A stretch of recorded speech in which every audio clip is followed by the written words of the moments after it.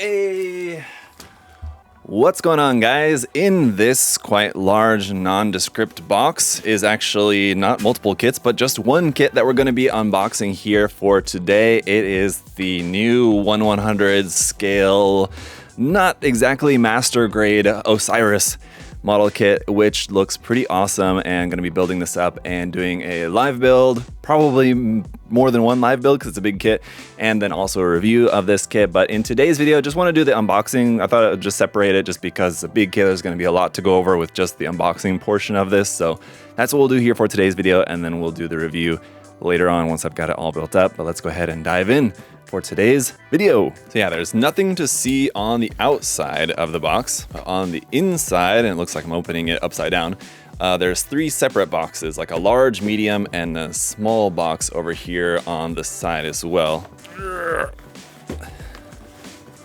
Yeah, definitely open that upside down. So this big one is box B, as you can see already on there. This smaller one in here, as you can see from the front of the box, is the Axis Model Works LED lighting kit.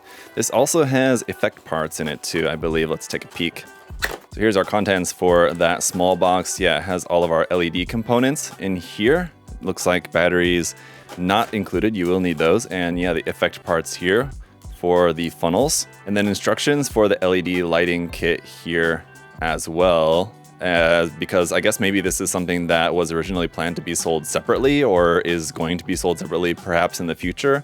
I think this is something that's like advertised as like a first round bonus sort of thing, that this is included. But I mean, in a lot of cases with kits like this, a lot of times it ends up being just kind of a normal thing just because the kit only ever really gets released once usually. And the medium box here inside is the only one that really has anything on it. It has the Osiris Aerial Dominator artwork here, as you can see, with that really cool line art.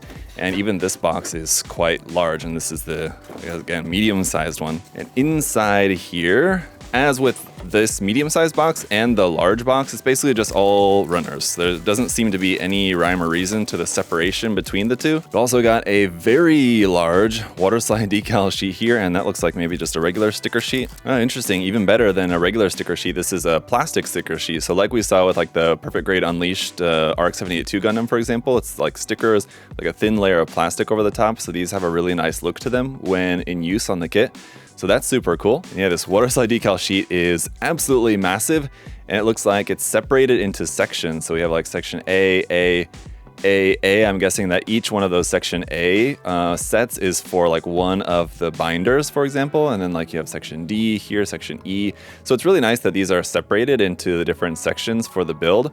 That will just make it kind of a little bit easier when you're wanting to work on it. Like maybe you're only wanting to work on like one binder per day. You could just cut up the water slide decal sheet and just kind of have a separate sheet for each section kind of as you're going along. That's really nice, actually. In terms of the quality and spelling anyway, it's kind of hard to make out like the really fine print, but at least what's legible there, warning, caution, for example, it's just all, it's spelled correctly, which is good. Danger there on some of those you can see. It's mostly white, but there's some red bits, orange bits in there as well. Interestingly, nothing in terms of like large marking, like a logo marking or anything like that, faction markings or anything, but obviously something that you could take from a different decal set if you've got it. And our instruction manual is also here in this box as well. Let's take a look through here. It is going to be quite the hefty manual, as the kit has a lot of stuff here. The first couple pages just going to be all parts list there, and then looks like we're building the leg skeleton. So I kind of briefly glanced through this before,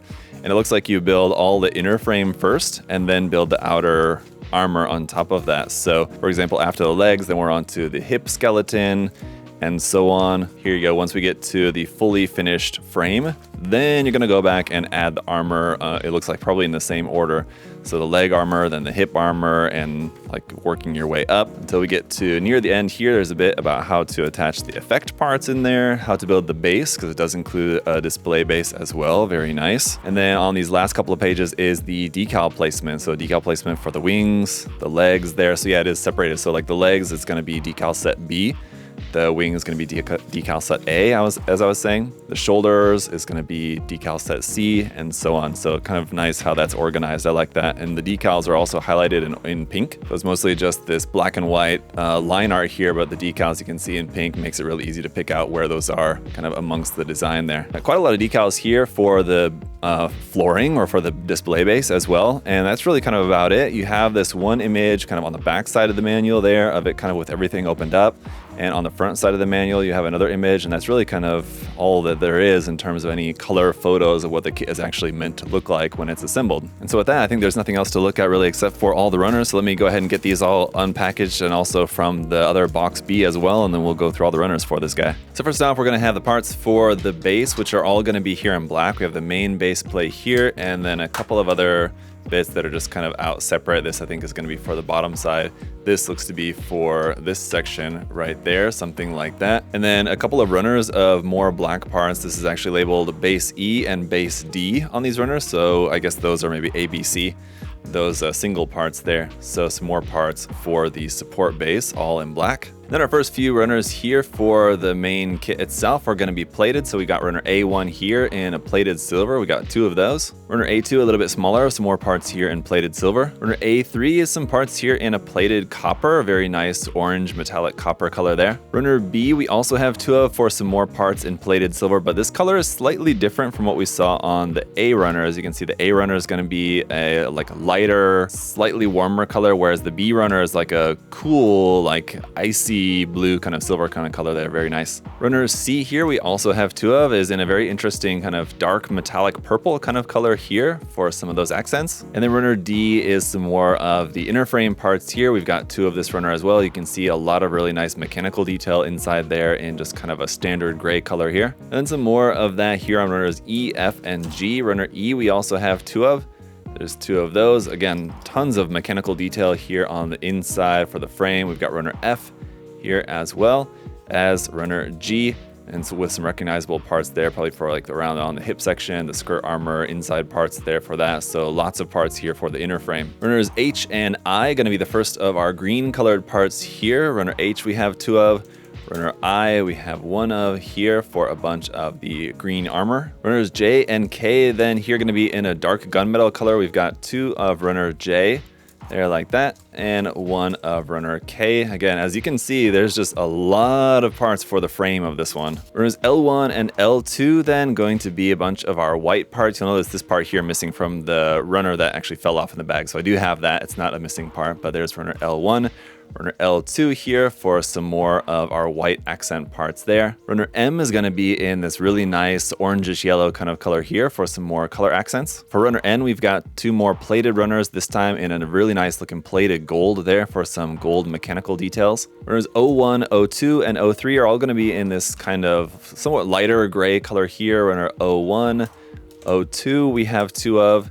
And then O3 we also have 2 of, for a little bit larger runner there with the, again, lots more inner frame parts. Runners P1 and P2 are going to be in a more kind of a little bit darker, a little bit more bluer gray kind of color here. We've got 2 of runner P1 and 1 of runner P2 here. Runner Q we have 2 of, and it's going to be some more of the green armor parts here. Runner R is going to be our armor pieces here in our darker shade of green. It looks like this is going to be our only runner in this particular color there. Runner S, also a one-off color with all of our red accent color parts going to be here on runner S. Runner T1 being a bunch of clear parts here. Some of these are going to be for like some of the effect parts, and then probably a couple other bits around for the kit in there. Runner T2 is a bunch of parts here in clear blue. Again, mostly effect parts on here. We do have 2 of this T2 runner. One really cool thing about this is that you can see we have these parts of the runner there that are meant to protect these kind of finer bits of the effect parts right in there. So that's nice. Runner U is a few parts here in black for like mostly around like the sleeves parts there mostly. Runner V is a few more parts here in dark green. I said that one runner was the only runner. We did have a few more here on runner V of some dark green armor parts. Then runners W1 and W2, we have 4 of each of these. So obviously parts for the wing binders. Runner W1